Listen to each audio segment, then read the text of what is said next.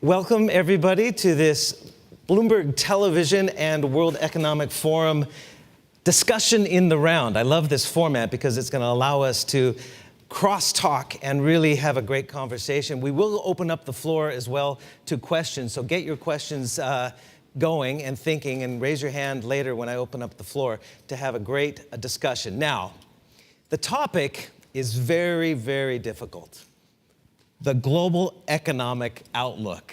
We can talk just about anything, but we put the question to the Twitter sphere, if you want to call it that, much like Donald Trump does every morning at 3 a.m. The first thing he does is tweet. So we're going to go to the tweet that we sent out to the world, and about 2,000 respondents said, "What do you see as the major risk to the global economy now?"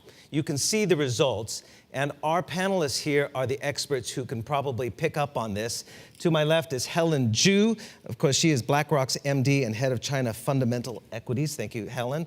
Also, we have Rintaro Tamaki, Deputy Secretary General of the OECD. Zhang Tao, thank you so much for joining us. He is the Deputy Managing Director of the International Monetary Fund. And to my right, we have Professor Tyler Cowen, Professor of Economics at George Mason University in Fairfax, Virginia, I believe. All right, ladies and gentlemen, the response are very interesting. Geoeconomic tensions, the number one major risk to the global economy right now. So that is more than double the next two responses together. Rising debt burdens, 30%, that's a topic we'll talk about in the Chinese economy, and weak productivity growth, 15%. We can talk about some of the central bank policies as well targeted to that topic. 9% others. Those are the people that didn't really have an opinion or thought climate change or Fed or policy overreach or perhaps even cyborgs taking over as our overlords and ruling our last dying days. That's my fear and biggest risk. All right, let's put it to the panelists, ladies and gentlemen, as we begin this discussion in the round. I live in a house with my wife, my daughter, and a female cat, so it's always ladies first. Helen Zhu. Thank you, Steve. And I have 4 daughters, and so there's a lot of ladies in my house as well. Look, I think the respondents hit a really, really good topic, which is the geopolitical or geoeconomic tensions. I absolutely agree that things like productivity and debt burdens are indeed threats to the global economy. But, these are not things that were built up overnight. They were things that were built up over a number of years. And to some extent, we may even see, let's say, artificial intelligence and other things, technology advancement, offset some of these concerns over the medium term. So I do agree that probably the biggest issue to consider is really the geoeconomic issues. And that really brings us back to the unpredictable nature of some of these driving forces. For example, obviously what's happening in North Korea, what's happening in the Middle East, a lot of unexpected things have arisen over the past 6 to 12 months. And even with that aside, we still have all of Trump's agenda in terms of protectionism and trade wars globally, which fortunately so far haven't really panned out to the extent that he had talked about during the election. Part of that is also related to the fact that perhaps he wants to build some bridges with China to help fix other geopolitical issues. But I think this is really the one issue that's got the least visibility and the biggest risk of potentially spinning out of control within a relatively short period of time. So I absolutely agree that's probably the biggest concern of the markets. All right, that's the second reference to Trump already in the first 3 minutes. I'm going to keep a running total how many times we mentioned Trump. It's going to be unavoidable, I am afraid. Tamaki-san, your views on the poll results? I think it is a mixture of feelings. Some say it's a quite short-term imminent threat, for example, from North Korea, Syria, and say political turmoils. But others concerns more about more structural long-term issues like climate change, digitalization, aging. The poll reflects mixed feelings of the people. And the government has to address both sides once paying attention of imminent threat. The current economic situation at this juncture, it is better than before. Perhaps the best timing, best period after the crisis. But the issue before the government is how to address more structural issues at this critical Right. juncture. Imminent threats turn into long-term threats, Yes. though, if the Yeah. policies are not enacted Yes. appropriately. Yes. Zhang, your views on the results, geopolitical or geoeconomic risks to the global economy? I mean, your questions to you are probably going to be more about the Chinese risks, the debt pile, which was, I believe, the second biggest answer in the global respondents. How do you see the biggest risk in the global economy right now? Yeah. Thank you, Steve. I saw from the surveys, and I partially agree with it. And clearly, you just named the top three. But the way I saw it, first of all, the outlook we saw at this moment, there's a increasing rooms for cautious, optimistic views for the global economic outlook at this moment. But of course, there are risks. To begin with, the risk from my perspective is the uncertainties associated with the inward-looking policies. Protectionism. Well, that's part of it.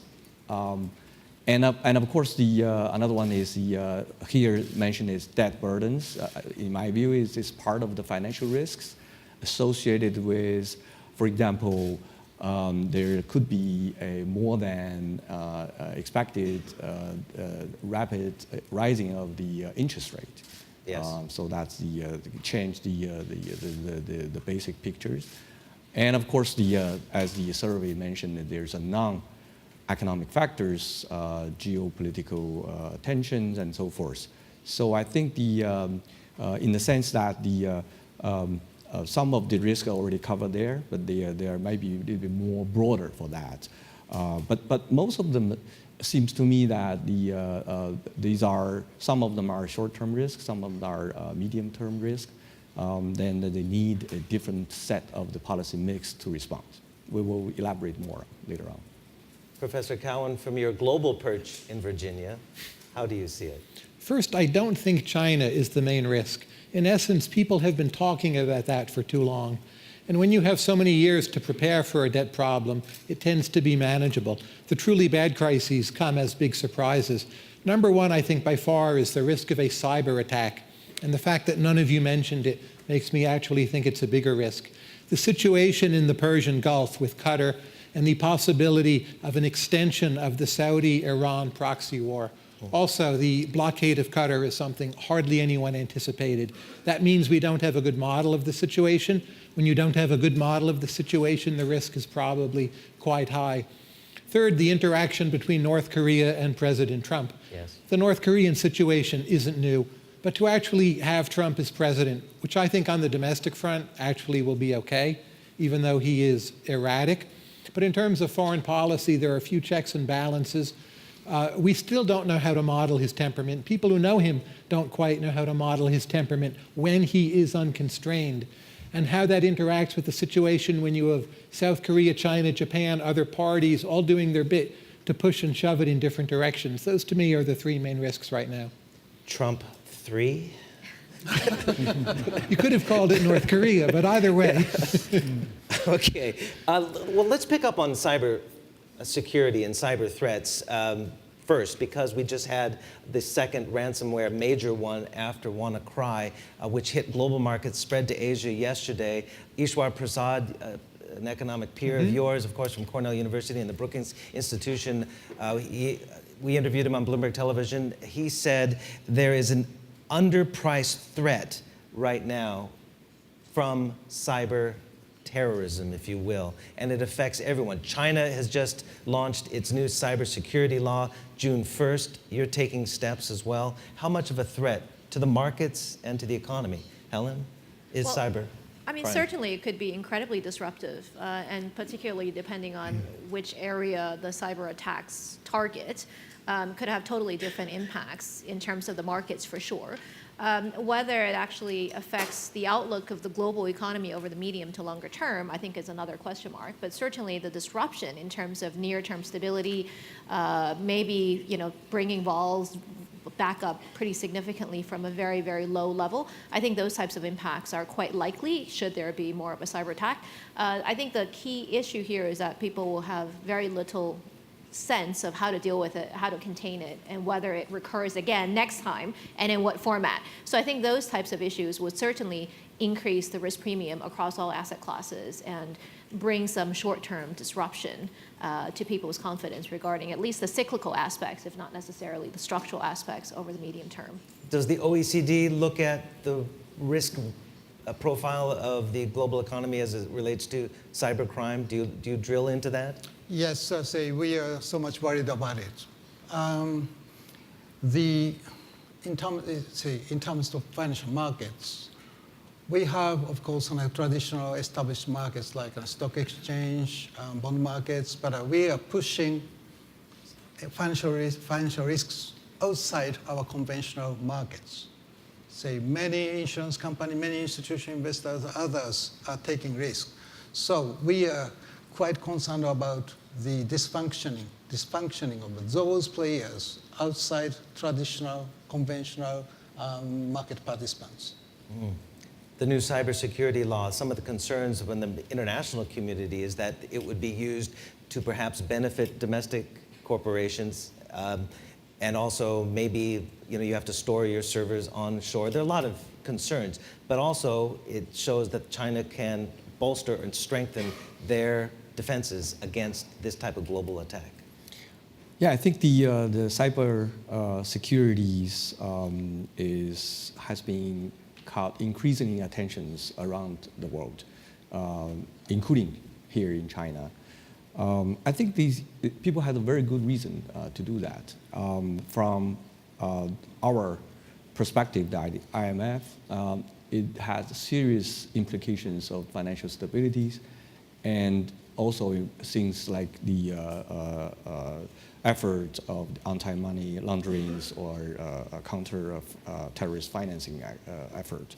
So I think these are new, but not brand new, but has been, like you said, people are trying to get the experiences, try to make the best use of it. What is the best practice? How to coordinate across the borders. These are the things I think is coming out at different forums, and of course all the member countries progressed in different ways. The national levels. But I think more and more importantly, how the international community would address these issues at the multilateral level. So IMF is working on that. Particularly our work is closely associated with the work on the fintech, how to associated with the application of the new technologies, blockchains, these type of things. So I think we're working on it, and hopefully we can work together, like I said, with the multilateral efforts. Well, fintech is a fascinating subject in itself that is both disruptive and also provides great opportunity as well. I think it was the Boston Consulting Group out with a report recently that says the average Chinese adult today has 5 financial accounts, many of them being whether it's WeChat Finance, Ant Financial from Alibaba, or others. I don't even have 5 financial accounts. It's amazing what is happening, but there's also a lot of risks associated with what some had said has been an underregulated, which is not a bad thing, some would argue as well, an underregulated industry where you have Ponzi schemes like Ezubao, bilking $7.6 billion from people. How much of a risk and how much of an opportunity are we seeing right now in fintech? The word Ponzi scheme and the word innovation, they're actually remarkably close concepts. So I see China as being in a highly innovative moment right now, financially more innovative than the United States. It's striking to me, I can now go to a serious restaurant in, say, a 2nd or 3rd tier city in China, and they won't take my credit card, not because they're backward, but because they've leapfrogged me, and in essence, they want other more efficient payment media. I do think wealth management products in China are too risky and something there will blow up. I suspect it can be contained. I think there's a resiliency and a kind of rigidity to the Chinese system where explosions get localized that a lot of outsiders don't understand. But from the consumer fintech side, I don't think there'll be major problems here. Yeah, as part of that Boston Consulting Group survey as well, they found less than 1% of adults have credit cards here. And that's something we've always seen as well. How in the equity markets and the financial markets are you seeing the impact? And going forward, since this is an outlook discussion, how do you see fintech playing?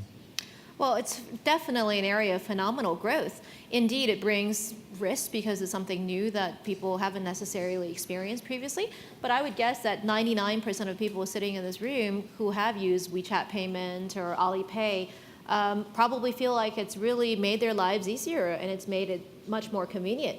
I think the way that we live today versus 3 to 5 years ago is evolving very rapidly in China, mostly for the better. Of course, there are risks associated, but I think in Premier Li's inclusive growth speech that he made 2 days ago, he made it very clear that China needs to be more open-minded on innovation and to accept that there will be risks and consequences that come with it and just react to it afterwards rather than to not nurture the innovation in the first place.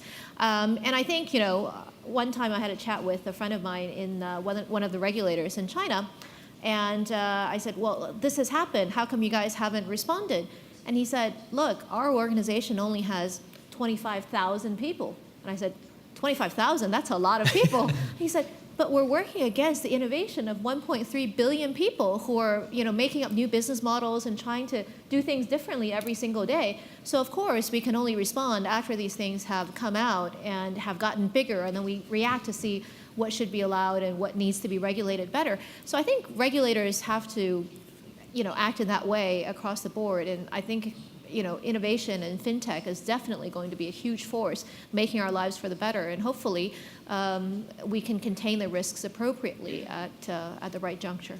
So Maki-san, how much more innovative does the Japanese financial system need to be? When I lived there in the mid-90s, no offense, but everyone called it Byzantine banking. ATMs closed at 3 p.m., right? Yeah.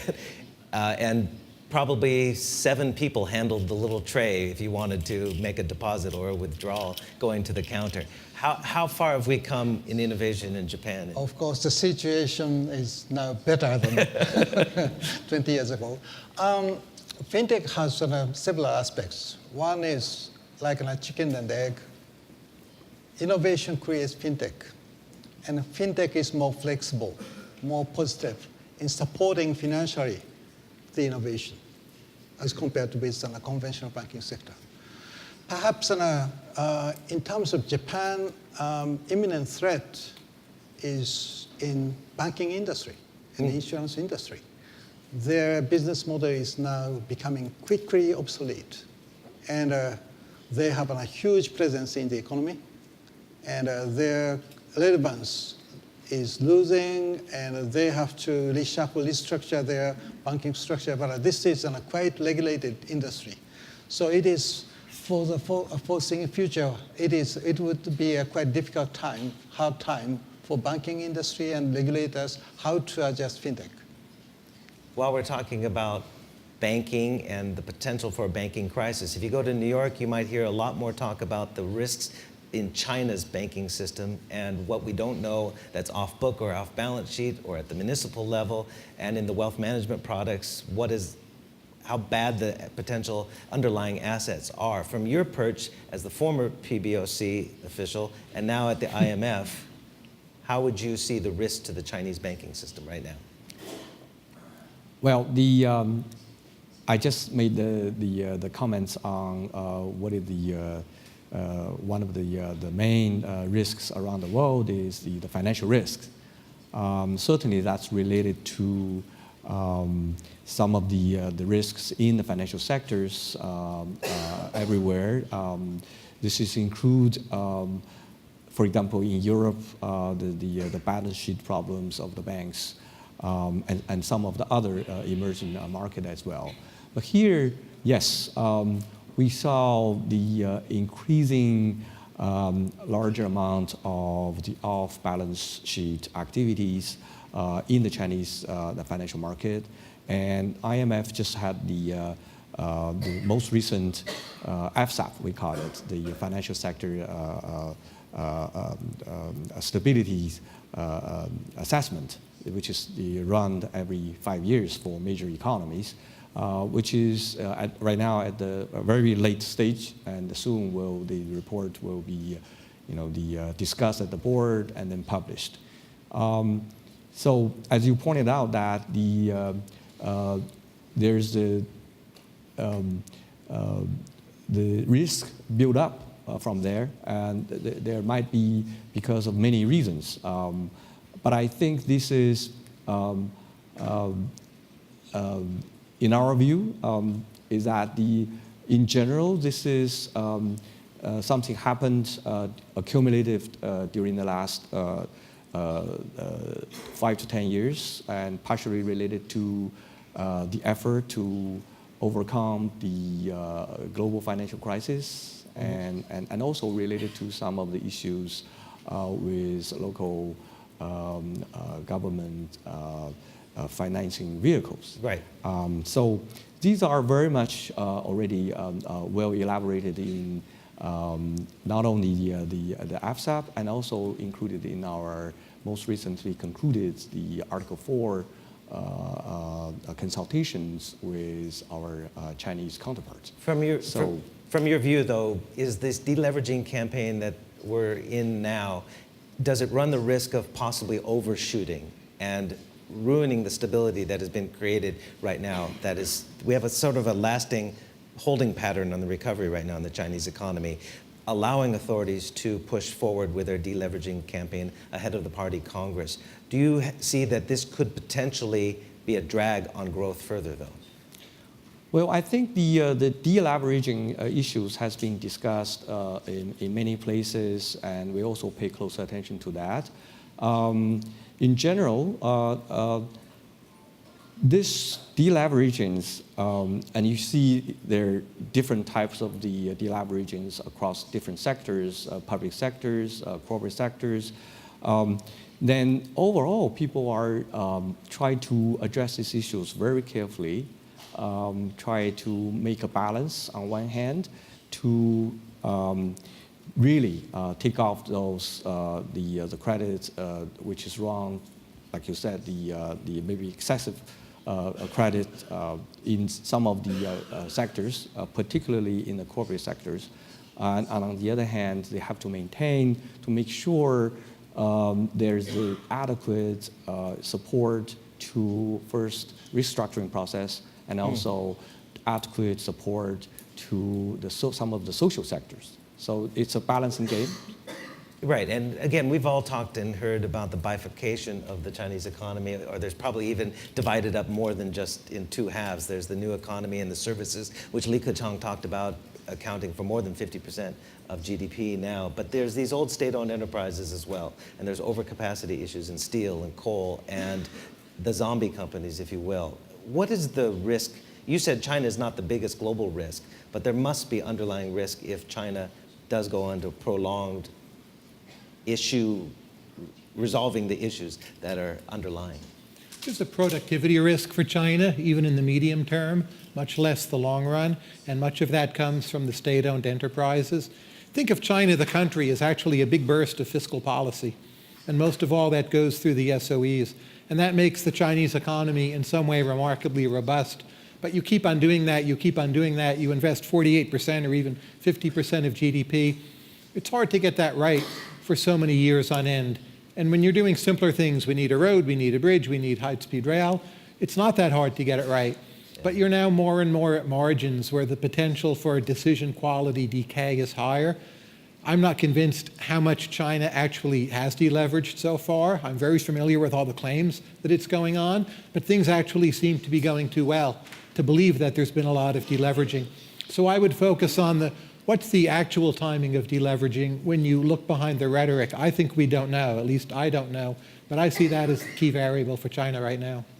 Moody's downgraded China's debt. What impact? China kind of shrugged that off. Yeah, I think that has very little with the to do with the deleveraging process. Effectively, China has very little external debt exposure, so it's negative for sentiment, but in reality, it doesn't really hurt the economy in a meaningful way, the way that it might hurt some other countries, let's say within emerging markets that have a significant amount of reliance on external debt. But I think the deleveraging process, just as we just talked about, really hasn't really begun in a meaningful way. The definition would really be that credit growth is slower than nominal GDP growth. We probably got close to that in the first quarter of this year because nominal GDP growth was in the low teens and credit growth was probably a similar number. But I don't think the policymakers have come out and said they need to achieve deleveraging this year for the economy as a whole. The objective is really to take out some of the financial sector risks in the near term and then focus on corporate deleveraging over the medium term. Just corporate deleveraging, that means the government and households, which still have relatively low leverage, debt, could still lever up. And indeed, some of the fiscal reforms have shifted some of the corporate debt burden over to the public sector over time, for example. But if we're looking at the outlook, I mean, the underlying issues is reform. We must push forward with the underlying structural problems in the Chinese economy. And we can use the local governments as one example, corporates is another, but the local municipalities have a huge restructuring issue for raising finances and not being able to sell bonds directly and going to the LGFVs, the local government financing vehicles, and we don't know the extent. How much of a risk is a crisis at the municipal level? Yes. Okay. I'm looking at you. Okay. I think you touch upon the very crucial areas here. Certainly, the accelerations of the reforms is very much needed here, which we believe at the IMF that will be very much useful and helpful to sustain the economies in the more appropriate levels of the growth. But looking at the different areas, different levels, municipalities and so forth, so these are the areas people are working on it for quite a bit time period. For example, there has been the reforms going on between the central-local fiscal relationship, try to address these problems. And you can go on and on. There are many dimensions. Sure. In terms of how to set up the debt limits, how to finance the municipalities. Debt for equity swaps. Exactly. So these are the things going on for a while, and it seems like it's working to some extent. Do we have a risk, though, of a local municipality defaulting? We're having rising defaults on the corporate side, which it seems as though the government is allowing that. But is there a risk of defaults at the municipal level, or is that just out of the question? I think on average or in overall ways, I don't think that's a case. But you have to look at the issues case by case, different locations by different would be different the situations. It's not one economy here. Exactly. Yes. What's a default is not always so well defined in these situations. Right. I think that's a key point. How do you mean? The law is not clear on financial matters in the way it would be in the United States, where you have a lot of experience with municipal and other defaults. And anything that might be a default, you can call not a default and actually be within You this mean larger kick the can down the road or swept under the rug? something, whatever you need to do. Cram something down someone's throat, and all of a sudden it's not a default. Yeah. Build another business park or bridge or stadium, though, that is not having any cash flow, and they can't service the debt. I've seen it all across China, these projects that are not gaining any way to service their debt. Am I seeing something different? Well, I think this issue was actually discussed by the regulators a couple of years ago. In effect, the LGFVs were set up with relatively unsustainable structures, Right. whereby you have potentially a social project that was in a corporate entity that didn't necessarily have legal relationship to the local government and so on and so forth. But since then, a very sweeping local government financing and fiscal reform has already happened. And we've been doing significant work in terms of seeing the government do local government debt swaps, swapping from the LGFE format into the bond issuances that we have seen. So we're talking about trillions per year of debt swaps with new structures that are more sustainable, with better matching of duration with a project, separating the projects that have cash flows and the projects that will never have cash flows, and linking the projects that never have cash flows with other sources of fiscal income, doing multi-year fiscal budgeting to ensure that there is some way of servicing the interest payments as well as the principal. So I think the way that the government has handled this whole local government debt refinancing is potentially the blueprint for other types of reforms within the financial sector, where you address the flow first to make sure the incremental isn't low quality and unsustainable, and then gradually you start to digest and swap or alter the stock to diffuse the risk further. So I think we'll continue to see that model used to similar effective outcomes. Then how transformative will the new Bond Connect be on the Chinese economy as far as attracting foreign investment, foreign inflows into the bond market here in China, which is what, about $10 trillion, the third largest in the world. It's surpassed the UK.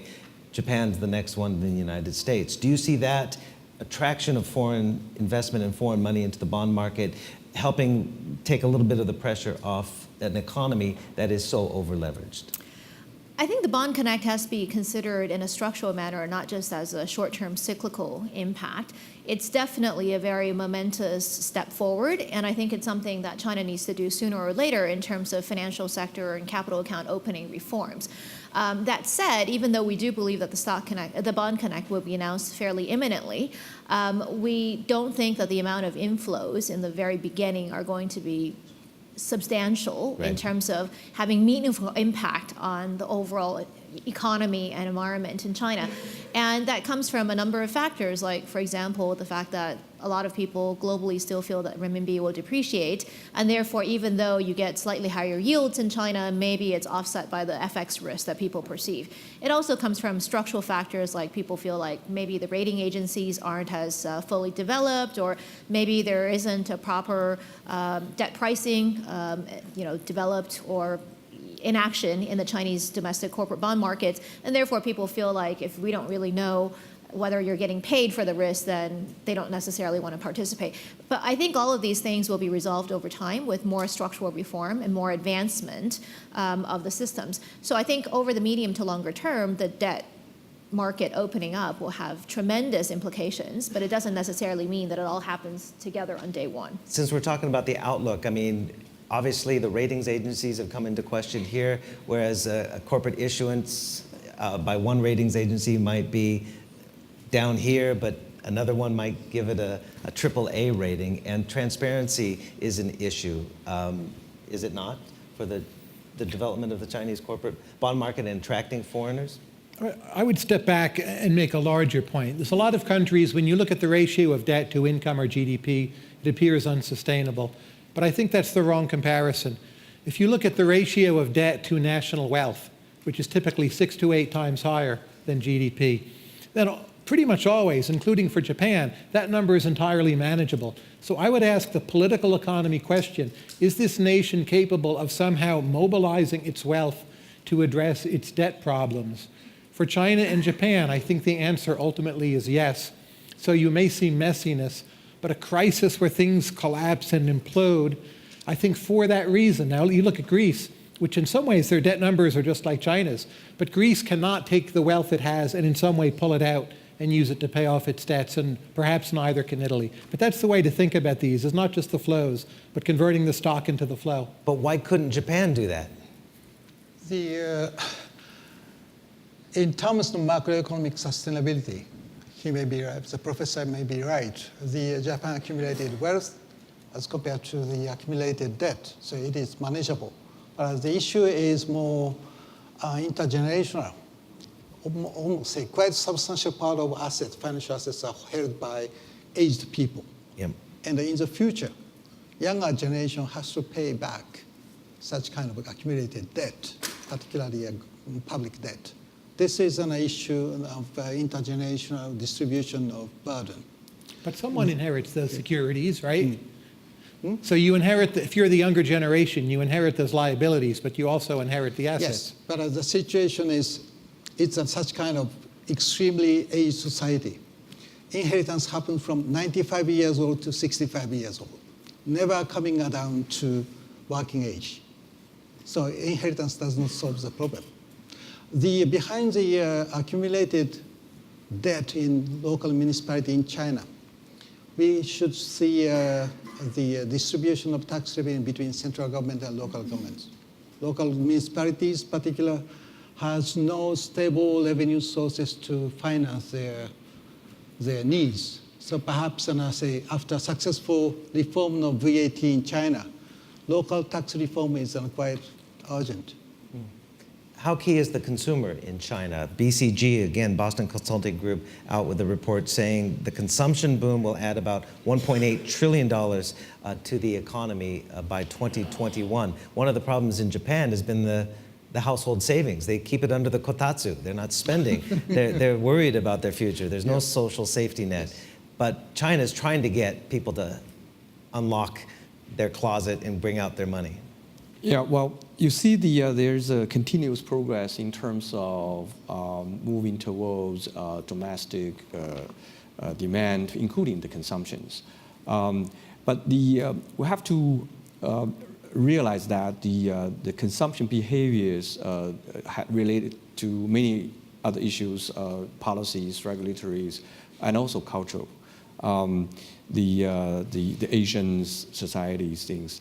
But what I see the way is very much related to how to make sure you can make the increasing of consumptions on the sustainable basis, which is the productivity issues. Mm-hmm. And that's related to which we just talked about it, the demographic changes. Yeah. The Asians, particularly East Asia, the societies become aging rapidly, and more importantly, they become aging as a whole before they getting rich. Right. So you have people have numbers on it, and that certainly highlight the issues how to build up the public, the fiscal buffers to support the next generation things, including these consumption issues. Professor Cowan, how big an issue is, and this is longer term, I mean, yes. We've been talking short term, the next couple of years, but demographics with the aging population in Japan, the aging population in China, and elsewhere, where people putting off having babies, they're career-minded, how big an issue is this as we start losing 20, 30 years down the road from now, people of working age? Maybe it's become a little overrated as a problem, especially for China. If you think here how early so many people retire, there's a lot more effective labor force participation you could get just by fixing how retirement is done. And then if you ask, well, people in rural areas who could move to urbanized areas and be much more productive, how much more of that is left in the system in China? Again, hard to say, but I think actually quite a bit over some time. So labor force effectiveness, I think, in China will be much better than just the age numbers or the TFR numbers. Look, Japan is somewhat different. They've already had significant gains in getting women to work more. They're now ahead of the United States in this regard, which is great for them. But the problem with success is that it can be harder to have a bit more success. But fiscally, Japan seems to me sustainable. They have a low rate of price inflation. They can monetize when they need to. What's even government debt, a zero coupon bond, or money in the Japanese system can be blurred as much as they need to do. And per capita, their productivity is okay, maybe not spectacular, and they can kind of glide into a lower population, low everything in terms of rates, but pretty good lives would be my best sense of Japan. That kind of achievements, coziness, is a concern, source of concern. Status quo is, people has two mixed feelings. One is they appreciate the current quality of life, status quo. So they want to maintain the lifestyle, business model, everything. But on the other hand, say they are looking at the risks in the future, aging, and globalization, digitalization, decarbonization. Everything has to start now to address those structural issues. So it's a mixed feelings in Japan. Say stability is not necessarily a good word for Japan. Right, because we've had these years of Abenomics, and where are we now? Yeah. And Governor Kuroda will be stepping down. Do we get a whole new approach? We've had zero interest rates, we've had Abenomics. We're nowhere close to the inflation target that Yes, they want. we have perhaps we have overcome deflation. Deflation. Yes. Is achievements. But I say the issue is making use of this opportunity. The government and the society has to step up our efforts to address the future issues. How about the United States economy? We'll talk about that briefly before I open it up to the floor for questions. Reflating, the Trump bump, there's number 5 for Trump, seems to be petering out a little bit. I know the IMF was out recently with not a downgrade of the United States, but a lower outlook for growth, basically taking out the prospect for stimulus, meaning tax cuts, because we haven't gotten really a plan yet, and also infrastructure stimulus. And then at the same time, we're on a tightening cycle at the Fed. What's your outlook for the US economy and as it relates to what the Fed might do? Because unemployment gives you the argument that perhaps they will go tighter on tightening, right? More cuts, more hikes, or against a sluggish inflation picture. One of my heresies is I think that what the Fed does now doesn't matter very much. If you think about the White House, I think Trump as a domestic president is highly ineffective. And on any policy, foreign or domestic, there are 3 or 4 different points of view, which are the administration policy, and they simply coexist and float together. And this already is sapping consumer confidence, just as our allies are worried. People are postponing investment decisions because they realize we have a government with 3 or 4 different views in it, which never seem to get resolved, and probably most things won't get done. Now, that's not the end of the world. American business in some ways is still pretty spectacular. But I see confidence ebbing and uncertainty increasing and a slow dribbling away of the advantages we had from the recovery. And I think there'll be some slowing. The Fed will be moderate, and maybe I'm slightly pessimistic. Biggest problem is long-run productivity. Our best companies are tremendous, but there's just too many companies in America that are seeing 0 productivity growth. Your daily blog is The Marginal Revolution, That's right. Your latest book, I'm going to plug you here, Average is Over, Powering America Beyond the Age of Great Stagnation. Complacent Is there a newer class. one It's too? just out, yes. All right, what's that one? About how Americans don't take enough risk right now. Really? Yes. Because you also said the kind of the summation of that last book is if you're not at the top in the United States, you're at the bottom. We are losing a middle class. This is true of many countries. The problem of not taking enough risk is common with Japan, as was said before. It's not a problem here in China. You know, if you do not take risk, risk will come and get you. And that's stressful, but it's also very useful. But I think most of Western Europe, Japan, and much of the United States have this problem of complacency and just getting by, and life is good enough that on any given day you can do not very much. And in the short run, it's fine. In the long run, it's very worrying. You actually increase your aggregate risk. That's my worry about Japan, too. Yeah, totally agree. Very You similar. called Mr. Abe brave. You called Mr. Kuroda brave, or at least brave policies, when you and I talked in February of last year. But do they need to take more risk? Abenomics, Abe administration, and Governor Kuroda took quite a brave action to overcome against deflation, Yeah. and they achieved partial success. And we are staying afloat in such a not so bad, not so good situation. But my point is to step up their braveness, to reform, to advance the reform, to prepare the future of Japanese society, to increase productivity, increase how to address a further aging society. To change the structure of the society is quite essential and imminent issue. But the current situation is too cozy for everyone. Right. I want to open up the floor to questions, so let's get the microphones going around. While we're getting the microphones here right in front, if you have a question. And please, everybody, keep the questions to one short question. We're on television. Very fast. What's your opinion on the banking industry in Europe and about the European outlook? We've not spoke about Europe, so I'd like to listen about that. Yeah, my fault there. The ECB, of course, we had Mario Draghi saying he sees room to pare back stimulus. Europe seems to be on the path of recovery, despite all the noise that we seem to dominate in the media about Brexit and the like, and of course the bubbling potential troubles again in Southern Europe in the banking system. But Europe, anyone want to tackle that one?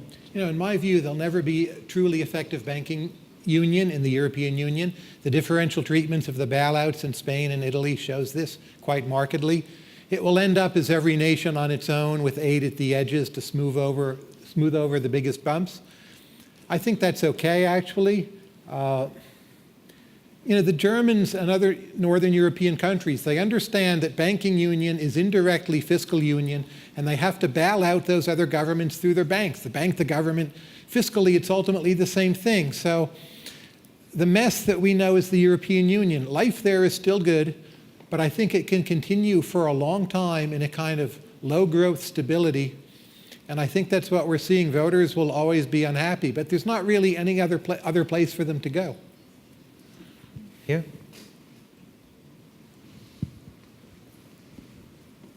My question is on productivity growth or the lack of it.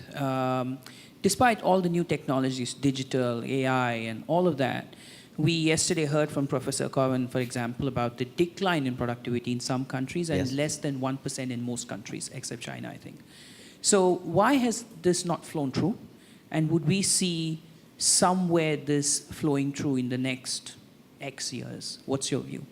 Do you want to pick this Okay, up? I think that's an excellent questions.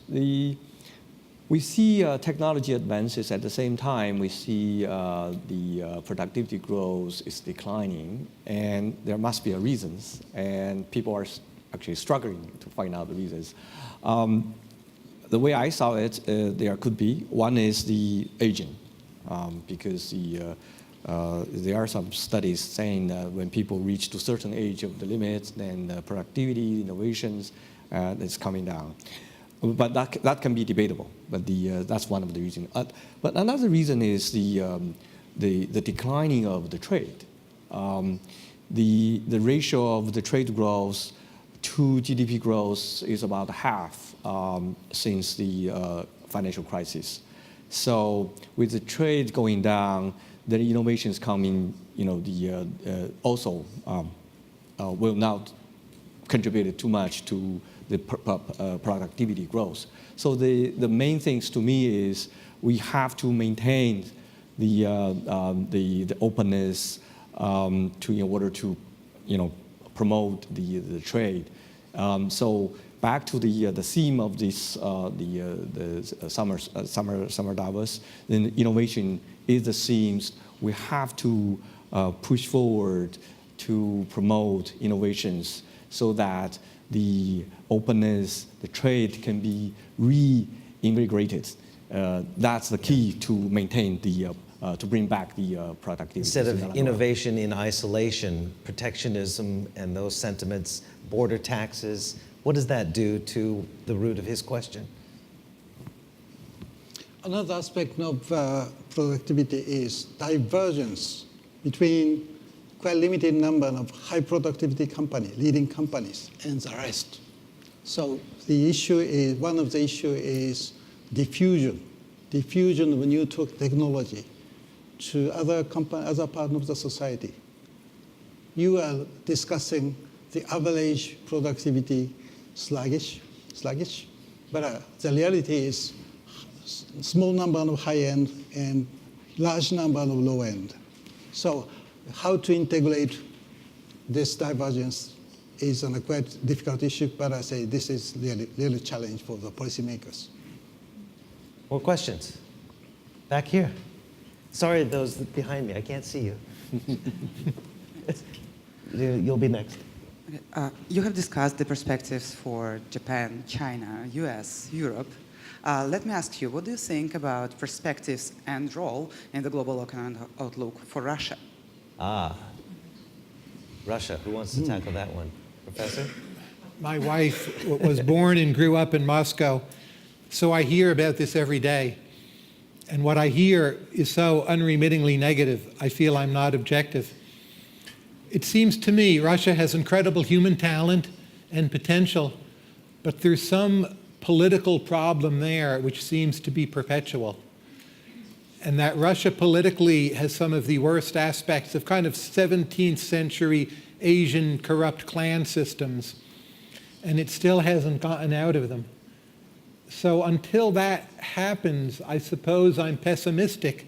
But again, I'm really not objective. My father-in-law, he lives with us, he listens to Russian radio half the day, and then he comes and he talks to me about it. There ought to be a better way to use all that human talent. But the fact that it hasn't happened yet, we have to somehow take seriously. And again, the news media, which I'm a part of, tends to again recycle the issues between the allegations between Trump and the Russians, and it becomes a self-perpetuating noise cycle in some ways. But from my understanding, I'm not an expert on the Russian economy, but the Russian economy seems to be picking up a little bit, but there is the threat, though, of more sanctions coming from the US Senate, I believe. So I hope we discussed a little bit of Russia. Back here, this gentleman. Let's fast forward to 2030. Do you think the quality of life of more people would be better or worse? And if it'll be better, what do you think those factors would be? Because from what I'm hearing, political leadership, innovation, and all the climate just points to a very iffy economic outlook at present. So what does the future look like? 2030, anybody want to look into the crystal ball? 2030, that's a long time for China. You know, obviously, I believe and I'm confident by 2030, the life will be better right now. And there's a good reason for that. First of all, we're talking about productivities, but I'm sure when the policies was more appropriately put into place, then that productivity will come back. And I believe either the policymakers or private sectors, which is underpinned by the strong entrepreneurship, which these days we're talking about, that will all support make the economy grow further. And more importantly, these days, people after the financial crisis, and particularly during the last couple of years, people realize that we have to make sure the growth can benefit for larger and larger portion of the population, so that the population can gain the wider based support to moving forward in terms of particularly the openness. So I think as long as we put all of these efforts in one directions and make it the effort in a more coordinated way, we will be successful to reach that, which means we have a better life in the future. But I think, the one point that I wanted to add is that whether life is better in 2030 kind of depends on what we do from now until, let's say, 2022, 2025. If we choose the easier path, which is no reforms, but we kind of keep the status quo and keep kicking the can down the road, I think that means potentially by 2030, life won't be as good as it is today. If we're willing to actually take some risks and implement a lot of the changes that have been talked about on this panel, whether it's in terms of pension reforms in China and hukou reforms, or in Europe, a lot of the very difficult challenges that haven't yet been addressed or pushed through in a number of peripheral countries, if we can address these in a very decisive manner in the next 3 to 5 years, we have a very bright outlook for 2030. Those things look good in South Asia. We've barely mentioned that. Pakistan also. It's a lot of people. So be optimistic. Yeah, well, that's what I wanted to get a pulse here.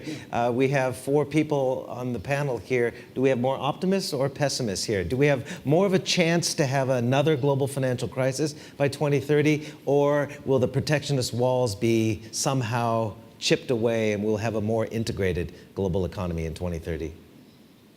Of course, I'm on the more optimistic side. Yeah. Oh, come on. Yeah. No, I'm really sure.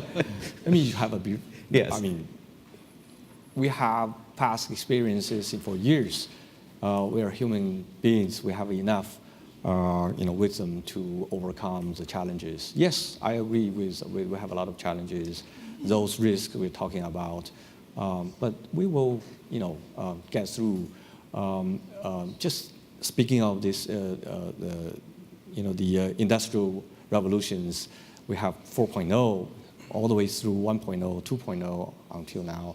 Each and every time people get scared, and each and every time we went through all the way coming down to here, a lot of crisis. When the financial system become much more complicated, yes, we have a problem. But people in the public, they're dissatisfied. Some of them are. We saw it in the United States. You talked about the erosion of the middle class. We saw the people in the middle England, they voted Brexit. There is protectionist sentiment in the parts of Europe as well. Marine Le Pen was almost elected. There's populism on the move, on the march. How do we conquer that? If that's what we truly want in this society, is I would assume this audience are globalization advocates. So how do we overcome the protectionist sentiments and getting those who feel left behind onto the gravy train? Very short. You have to show people the globalizations can work. So that's how, and that's why we are focused on. And I believe they will. Not discussing globalization is good or bad. The question before the policymakers are how we can make globalization work for all. So we have many issues to make globalization work for all. And I say, in that sense, we policymakers, as an instinct or as a duty, we have to we are optimistic to see the future world. Because we are working to make a world of the bright. I've been told we have 1 minute. Quick question. Right here.